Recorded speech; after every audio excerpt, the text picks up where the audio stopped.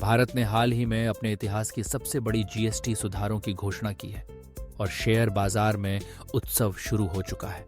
Sensex में जबरदस्त उछाल, निफ्टी ने महीनों बाद 25,000 का स्तर छुआ और निवेशकों के बीच उत्साह की लहर दौड़ गई। लेकिन असली सवाल यह है, ये सुधार आपके लिए एक निवेशक, एक उपभोक्ता और एक व्यवसायी के रूप में क्या मायने रखते हैं? आइए विस्तार से समझते हैं कि जीएसटी सुधारों ने बाजार में कैसे उछाल पैदा किया, किन सेक्टर्स को सबसे बड़ा फायदा होगा, किन कंपनियों के शेयरों पर नजर रखनी चाहिए और किन जोखिमों को नजरअंदाज नहीं किया जा सकता।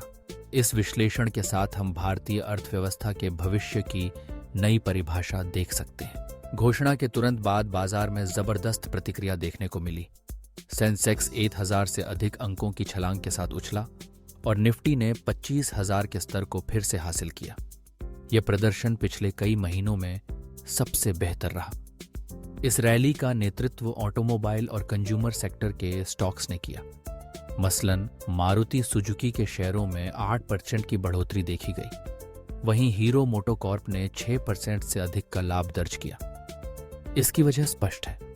जीएसटी दरों में कमी का मतलब है कम कीमतें, और कम कीमतें सीधे तौर पर उपभोक्ता मांग को बढ़ाती हैं। अग्रणी ब्रोकरेज जैसे एमके, जेफरीज और मॉर्गन स्टैनली ने अनुमान लगाया है कि इन सुधारों से करीब $2.4 लाख करोड़ की अतिरिक्त मांग उत्पन्न हो सकती है, जिससे जीडीपी ग्रोथ में 0.5-0.7% तक का इजाफा संभव है।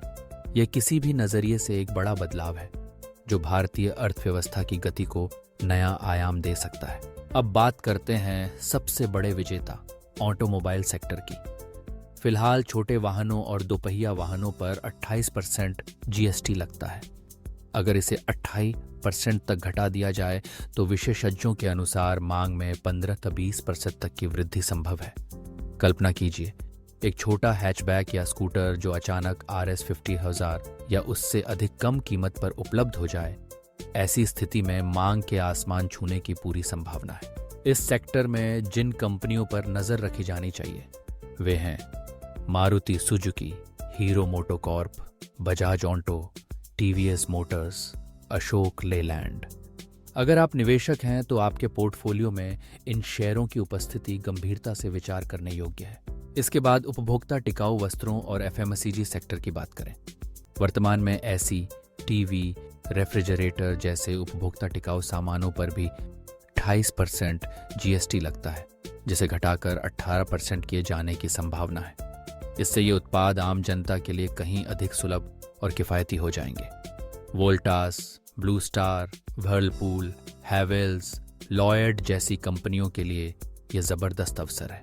एफएमसीजी क्षेत्र में पैकेज्ड फूड, वस्त्र, फुटवियर, बेवरेजेस आदि पर जीएसटी में छूट से इन उत्पादों की बिक्री में तेज वृद्धि की उम्मीद है। नतीजतन Hindustan Unilever, Britannia, Nestle, Dabur, Tata consumer, Varun beverages जैसी कंपनियों के राजस्व में उल्लेखनीय सुधार संभव है। सीमेंट और रियल एस्टेट सेक्टर भी इन सुधारों के बड़े लाभार्थी होंगे। सीमेंट पर कम जीएसटी से निर्माण लागत घटेगी, मार्जिन बेहतर होंगे और रियल एस्टेट में मांग तेजी से बढ़ सकती है। UltraTech cement, SEC, Ambuja, DLF, Godrej properties जैसी कंपनियों को लाभ मिलेगा। सस्ती हाउसिंग प्रोजेक्ट्स और किफायती घरों की उपलब्धता बढ़ेगी, जिससे रियल एस्टेट गतिविधियों में जबरदस्त उछाल आ सकता है। अब बात करें बीमा, वित्तीय सेवाओं और हॉस्पिटैलिटी सेक्टर की। फिलहाल बीमा प्रीमियम पर 18% जीएसटी लगता है। अगर इसे 5% या 0 कर दिया जाए तो अधिक लोग जीवन और स्वास्थ्य बीमा खरीदने के लिए प्रोत्साहित होंगे। वित्तीय सेवाओं और ऋण की मांग भी बढ़ सकती है, जिससे HDFC Bank, Bajaj Finance, ICICI Lombard जैसे नाम आगे आएंगे। होटल्स और अन्य सेवाएं जैसे यात्रा, भोजन को भी जीएसटी कटौती से लाभ मिलेगा, खासकर बजट हॉस्पिटैलिटी में। इससे यात्रा और पर्यटन क्षेत्र को मजबूती मिलेगी। लेकिन हर उजाले के साथ कुछ छायाएं भी होती हैं, इसलिए उत्साह के साथ साथ जोखिमों को समझना भी जरूरी है। सबसे पहला जोखिम ओवर वैल्यूएशन का है। मिड और स्मॉल कैप शेयर पहले ही काफी ऊंचे मूल्यांकन पर ट्रेड कर रहे हैं। ऐसे में सुधारों की खबर के बाद और तेजी से इनका मूल्य बढ़ सकता है। जिससे निवेशकों के लिए जोखिम बढ़ जाएगा। नीतिगत देरी भी एक चुनौती है। अंतिम मंजूरी जीएसटी काउंसिल द्वारा दी जानी है और इसमें समय लग सकता है। साथ ही सरकार को इन सुधारों से राजस्व में कमी का सामना करना पड़ सकता है, जो जीडीपी के 0.4% तक हो सकती है। ये राजकोषीय दबाव आगे चलकर अर्थव्यवस्था के लिए चिंता का विषय बन सकता है। एक अन्य जोखिम इलेक्ट्रिक वाहनों की स्वीकृति में मंदी का भी है। पारंपरिक आंतरिक दहन इंजन आईसी वाहनों पर टैक्स में कमी से उनकी बिक्री बढ़ सकती है, जिससे ईवी के प्रति उपभोक्ताओं की रुचि कम हो सकती है। अब आपके निवेश निर्णय के लिए किन स्टॉक्स और सेक्टर्स पर नजर रखनी चाहिए? Automobile, Maruti Suzuki, Hero MotoCorp, Bajaj Auto, TVS Motors. Consumer durables, Voltas, Blue Star, Havells, Whirlpool. FMCG, Hindustan Unilever, Britannia, Nestle, Dabur. Cement, real estate, UltraTech cement, DLF, Godrej Properties. Finance और बीमा, HDFC Bank, Bajaj Finance, ICICI Lombard. Hospitality, Lemon Tree, Indian hotels.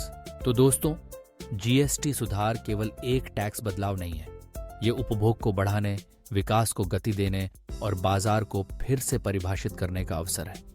लेकिन याद रखें, बाजार खबरों को पसंद करते हैं, पर निवेश हमेशा सोच समझ कर करें, मूल्यांकन देखें और दीर्घकालिक विजेताओं पर फोकस करें। आपका क्या मानना है? क्या जीएसटी सुधार भारत को उपभोग आधारित शक्ति बना देंगे? अपने विचार नीचे कमेंट में जरूर साझा करें।